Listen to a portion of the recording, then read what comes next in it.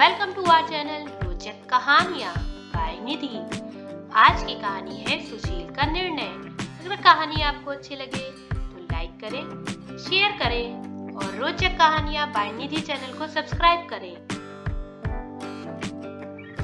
आज नीति का विदाई समारोह था। छोटा भाई पार्थ अपने कमरे में बैठा जोर जोर से रो रहा था। सुशील की आंखें भी गीली थी, पर रचना एकदम शांत दिख रही थी। वो पार्थ की पीठ को सहलाते हुए उसे सांत्वना दे रही थी। अरे मेरा बहादुर बेटा, लड़कियों की तरह क्यों रो रहा है?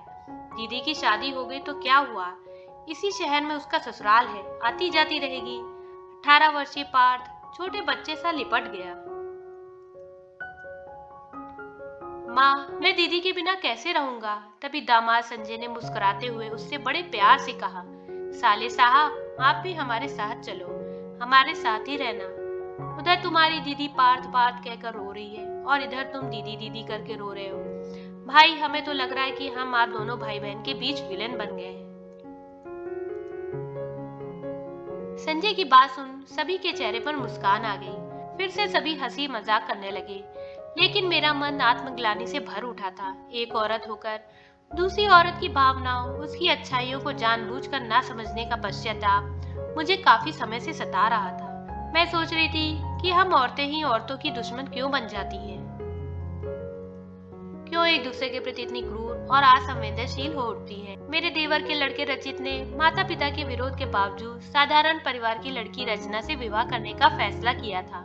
इकलौते बेटे की जिद के आगे देवरानी निशी झुक तो गई थी, पर रचना को बहू का सम्मान नहीं दे पाई थी। विवाह के साल भर बाद ही रचना ने फूल सी बच्ची नीति को जन्म दिया था, लेकिन पोता न होने के मलाल ने देवरानी को नीति से भी मुंह नहीं होने दिया। रचना ने हिम्मत नहीं हारी थी। बच्ची के पालन पोषण के साथ साथ सास ससुर, पति तथा जब तब वहां डेरा जमाने वाली अपनी विवाहिता ननद मीना का भी पूरा ख्याल रखती थी। अपनी माँ व बहन की रचना व बच्ची के प्रति रूखे व अपमानित व्यवहार से परेशान रचित अक्सर मेरे यानी अपनी बड़ी माँ के पास आकर जी हल्का करता था। मैं भी उसे सांत्वना देने के सिवा कर ही क्या सकती थी कि धीरे धीरे सब ठीक हो जाएगा। लेकिन होनी को कुछ और ही मंजूर था। विवाह के 2 वर्ष भी पूरे नहीं हुए थे कि रचित की एक सड़क दुर्घटना में मौत हो। रचना पर तो दुखों का पहाड़ ही टूट पड़ा। इकलौते बेटे के गम ने निशी को और भी उग्र बना दिया था। उसका कहना था, अगर रचित ने रचना से विवाह नहीं किया होता तो वो इस तरह अकाल मौत नहीं मरता। अपनी पोती नीति को भी उसने मनहूस की उपाधि दे डाली, जिसने पैदा होते ही अपने पिता को खा लिया। इतने आरोपों के बावजूद रचना ने सास ननद की मनः स्थिति समझते हुए सास ससुर की सेवा करके वहीं रहने का दृढ़ निश्चय किया था। लेकिन निशी और वीना ने उसके इस त्याग को भी जायदाद हड़पने का षड्यंत्र समझा। उसे जबरन मासूम बच्ची के साथ धक्के मारकर घर से निकाल दिया। रचना के पिता ने दौड़ धूप करके रचित के रिक्त स्थान पर रचना को नौकरी दिलवा दी थी। रचना का पीहर मेरे घर के पास ही था, अतः उसकी खैर खबर मिलती रहती। उस समय मेरे दोनों बेटे मुझसे दूर रहते थे। बड़ा बेटा सुशील व बहू महिमा इंग्लैंड में रहते थे। विवाह के 8 वर्ष होने को आए थे, लेकिन उनको कोई बच्चा नहीं था। छोटा बेटा सुशील व छोटी बहू प्रिया बेंगलोर में रहते थे। उनके 2 बच्चे थे। समय निकलता जा रहा था। तभी एक दिन बड़े बेटे ने फोन से बहू के गर्भवती होने की खबर सुनाई। मैंने तुरंत उसे ढेर सारी हिदायतें दे डाली, साथ ही तुरंत बहू को घर भेजने का आदेश दे डाला। 6ठे महीने से बड़ी बहू मेरे पास आ गई। उसे डॉक्टर ने बेड रेस्ट करने को कहा था, सो मैंने रचना को कहलवा दिया कि कभी कभी आकर मेरी मदद कर जाया करे। रचना अपनी 3 साल की बिटिया को लेकर अक्सर मेरे यहाँ आ जाती। महिमा से उसकी अच्छी खासी मित्रता हो गई थी। उसको जो खाने की इच्छा होती बेझिझक रचना से कहकर बनवा लेती। कुछ समय बाद महिमा ने एक गोल मटोल बेटे को जन्म दिया। बच्चा ऑपरेशन से हुआ था। ऐसे समय रचना ने मेरी बहुत मदद की। 1 महीने की छुट्टी लेकर सारा घर संभाल लिया था। मेरे दिल से उसके लिए ढेरों आशीषें निकलते। अक्सर मैं महिमा और सुशील से रचना की तारीफ करती और इतनी सुशील बहू की बेकदरी के लिए देवरानी निशी को बुरा भला कहती। 6 महीने का गोल मटोल पाठ रचना की बेटी नीति के साथ हिल मिल गया था। उसे देखते ही खुशी से किलकारियां मारने लगता। तभी महिमा पार्थ को विदेश ले जाने की तैयारी करने लगी। सारा सामान करीब करीब बन चुका था कि अचानक महिमा को तेज बुखार हो गया और 2 दिन के तेज ज्वर में ही महिमा इस दुनिया को छोड़ गई। सारा घर शॉक्ड रह गया। सुशील उल्टे पांव विदेश से लौट आया। छोटा बेटा भी अपने परिवार सहित पहुंच गया। मेरे आंसू थमने का नाम ही नहीं ले रहे थे। बेटे और पोते को देखकर कलेजा मुंह को आने लगता। विवाह के इतने सालों बाद बेटे को मिली खुशी को न जाने किसकी नजर लग गई थी। सुशील इतने बड़े सदमे से एकदम गुमसुम सा हो गया था। मेरे पैरों की भी सारी ताकत जैसे किसी ने छीन ली थी। उठना बैठना दुश्वार हो गया था। छोटा बेटा बहू तो 11वें के बाद बेंगलोर चले गए। ऐसे में एक बार फिर रचना ने इस घर को सहारा दिया था। रचित का मुझसे अथाह प्रेम था। उसी की वजह से रचना भी मेरी इज्जत करती थी। वरना आज के इस कलयुग में जहाँ सगे रिश्ते नाते साथ छोड़ देते हैं, वहाँ एक पराई लड़की से अपनापन व मान की आशा कैसे कर सकते हैं। दबी जुबान से सभी रिश्तेदार सुशील को दूसरा विवाह करने की सलाह देने लगे। सुशील विदेश में इंजीनियर है, सुनकर ही कुछ रिश्ते भी आने लगे थे, लेकिन सुशील ने किसी भी लड़की को देखने से इनकार कर दिया। वह मन ही मन क्या खिचड़ी पका रहा था, मैं इस बात से बेखबर थी। आखिर एक दिन मैंने उससे पूछ ही लिया, बेटा मुन्ने को तो मैं किसी तरह पाल लूंगी, पर तेरे सामने तो पूरा जीवन पड़ा है। इतने दिनों से भरा बैठा सुशील फट पड़ा। अम्मा, आपने ये कैसी बात कह दी? मुन्ना मुझे जान से प्यारा है। इस उम्र में तुम्हें उसे पालने की जिम्मेदारी देकर मैं किसी कुमारी लड़की से विवाह करके विदेश चला जाऊंगा? आपने मुझे इतना स्वार्थी कैसे समझ लिया? मैं ऐसी लड़की से विवाह करूंगा जो मुन्ने की जिम्मेदारी उठाने को तैयार हो।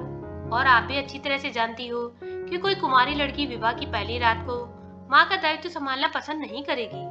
और जबरन किसी लड़की से ब्याह कर उसके जज्बातों से खेलना और उस पर अपने बच्चे का बोझ लादना नहीं चाहता हूँ मैं। इसलिए मैं अगर विवाह करूंगा तो किसी ऐसी विधवा या तलाकशुदा औरत से करूंगा जिसका अपना कोई बच्चा हो। मैं जैसे आसमान से नीचे गिर पड़ी थी। क्या कह रहा है? दुनिया में कुमारी लड़कियों का अकाल पड़ गया है जो तुझे विधवा, वो भी बच्चे वाली औरत से विवाह करना पड़ेगा? अरे जिसका अपना बच्चा होगा वो भला तेरे बच्चे को प्यार क्यों करेगी? तू विदेश में अच्छी नौकरी कर रहा है और फिर हम बिना दहेज की शादी करेंगे। लाइन लग जाएगी लड़की वालों की। मेरी बात बीच में ही काटते हुए उसने अपना निर्णय सुना दिया था। नहीं माँ, अब मैं विदेश में नहीं, यही रहूंगा। महिमा की याद के साथ मुझसे अब वहां नहीं रहा जाएगा। मैं झुंझलाई, ठीक है तू विदेश ना जा, यही नौकरी कर ले, पर विवाह के संबंध में इतनी जल्दबाजी मत कर। पार्थ के लिए आया का इंतजाम कर लिया था, फिर भी छोटे बच्चे को संभालना बड़ा मुश्किल काम था। पार्थ 1 साल का हो गया था। रचना अक्सर उसको देखने आ जाती। नीति तो रोज ही उससे खेलने आती थी। दिन किसी तरह कट रहे थे। एक दिन अचानक देवरानी निशी अपनी बेटी वीना के साथ मुझसे मिलने आई। दोपहर का समय था, घर में कोई नहीं था। निशी ने मुझे सावधान सा करते हुए कहा, जेठानी जी, मैं जानती हूँ कि आप मुझे कसूरवार समझती हैं और रचना को बेकसूर, लेकिन जिसने असमय ही अपना इकलौता बेटा खो दिया हो उसका दुख आप नहीं समझ सकती। मैं आपको सावधान करने आई हूँ। इस रचना नाम की चिंगारी को अपने घर में आग मत लगाने दो। मेरा तो घर उजड़ गया, अपना बचा लो। मैंने हैरानी से उसे देखा तो वो पुनः बोली, आप अब भी नहीं समझी। ये अच्छी बनकर आपके बेटे की गृहस्थी में घुसने की कोशिश कर रही है। मैंने तो अपना बेटा खो दिया, आप तो अपना संभाल कर रखो। निशी की बात समझते ही मैं ठगी सी रह गई। मेरे तन मन में आग सी लग गई। सुंदर, सुघड़ व सुशील रचना, उसकी सलीकेदार बेटी नीति मुझे मनहूस नजर आने लगे। ये तो मैंने कभी सोचा ही नहीं था, लेकिन अब रचना का समय समय पर मेरा घर संभालना व सेवा करना उसकी चाल से नजर आने लगी थी। ओह, कहीं मेरा बेटा उसके चंगुल में न पड़ जाए, कहीं उसे कुछ हो गया तो। हाँ, निशी सही कह रही है, रचित को तो खो चुके हैं, अब कहीं सुशील। सोचकर ही मेरे सारे शरीर में झुंझुरी पैदा हो गई। निशी तो चली गई, लेकिन मेरे सोचने समझने की शक्ति कुंद कर गई। अब रचना के आने पर मैं घर या पार्थ का कोई भी कार्य उससे नहीं करवाती, बल्कि उससे आने पर खेलते हुए पार्थ को भी जबरदस्ती सुलाने के बहाने अंदर ले जाती। एक दिन तो मैंने रचना से कह दिया, यूं रोज रोज तकलीफ मत उठाया करो, जब जरूरत होगी तो मैं तुम्हें बुलवा लूंगी। मेरी बात सुनकर रचना बुझ सी गई थी। उसके बाद वो कुछ दिन नहीं आई। मैं मन ही मन खुश थी कि चलो बला टली, लेकिन एक शाम सुशील के साथ रचना व नीति को आया देख मैं हैरान हो उठी। मेरी चढ़ी भौहें देखकर रचना सहम सी गई, किंतु सुशील इन सबसे बेखबर अपनी रो में बोलता चला जा रहा था। देखो तो माँ, रचना को एक तो इतने दिनों से आई नहीं, उस पर नीति को भी नहीं भेज रही थी। मैं जबरदस्ती पकड़ कर लाया हूँ। क्यों माँ, अच्छा किया ना मैंने। पार्थ भी नीति को कितना याद करता है, अकेला पड़ गया है इसके बिना। मेरा माथा ठनक गया। देवरानी निशी बिल्कुल ठीक कह रही थी। इस रचना नाम की जादूगरनी ने मेरे बेटे पर भी अपना जादू चला दिया है। इसकी हिम्मत तो देखो, सुशील का सहारा लेकर मेरे घर में फिर से घुस आई।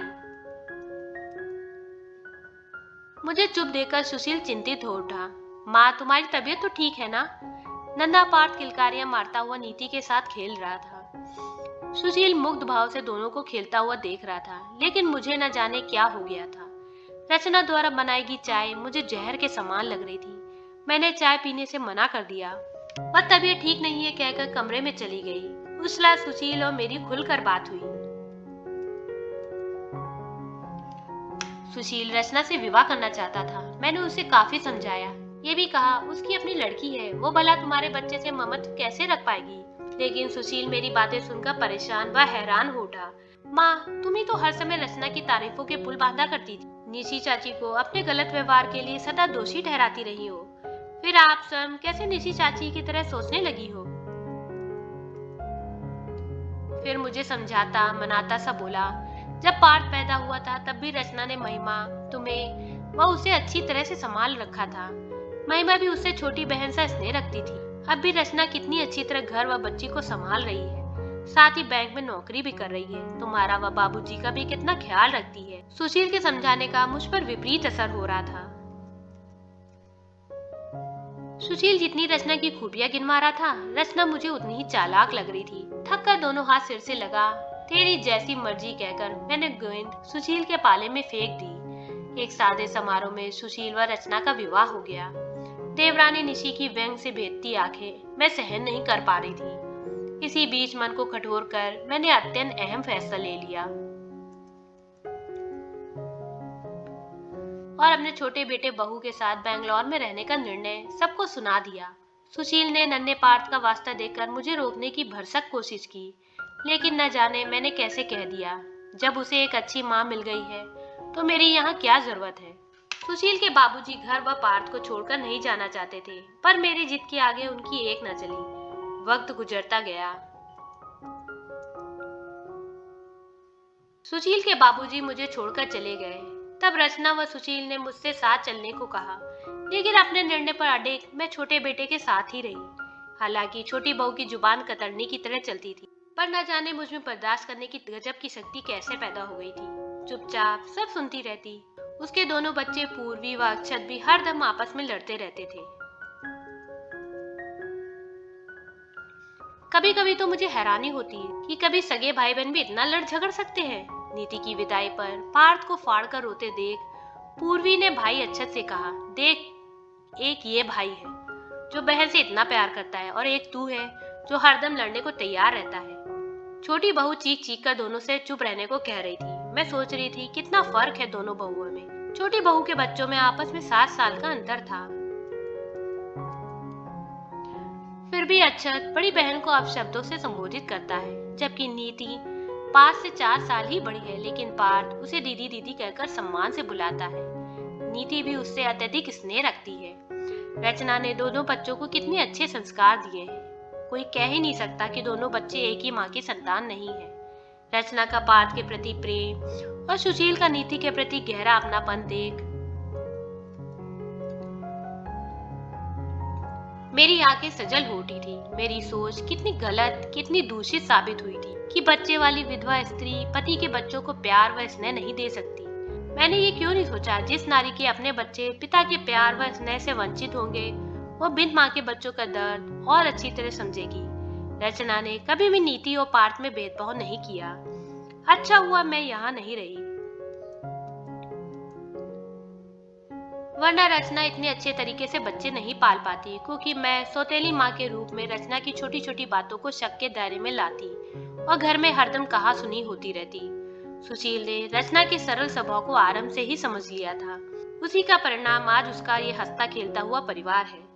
बरसों से जमी नफरत की परतें आंसुओं के रूप में पिघलकर मेरी दोनों आंखों से बहने लगी थी। तभी रचना की मधुर आवाज ने मरहम सा काम किया। ये क्या माँ जी, पार्थ के संग संग आप भी बच्ची बन गई। मैंने रचना को कसकर गले से लगा लिया। उसकी आंखों से भी इतनी देर से थमी अश्रुधारा प्रवाह तोड़कर बहने लगी थी। हम सास बहू को यूं लिपट कर रोते देख सब इसे नीति की विदाई का दुख ही समझ रहे थे, लेकिन हम दोनों ही जानते थे कि ये आंसू हमारे आंतरिक मिलन के थे। यह दृश्य देखकर दूर खड़ा सुशील भी अपने आंसू न रोक सका था। आज 17 वर्षों बाद मैंने उसके निर्णय पर अपनी स्वीकृति की मोहर जो लगा दी थी। फ्रेंड्स, अगर कहानी आपको अच्छी लगी हो तो लाइक करें, शेयर करें और रोचक कहानियां बाय निधि चैनल को सब्सक्राइब करें।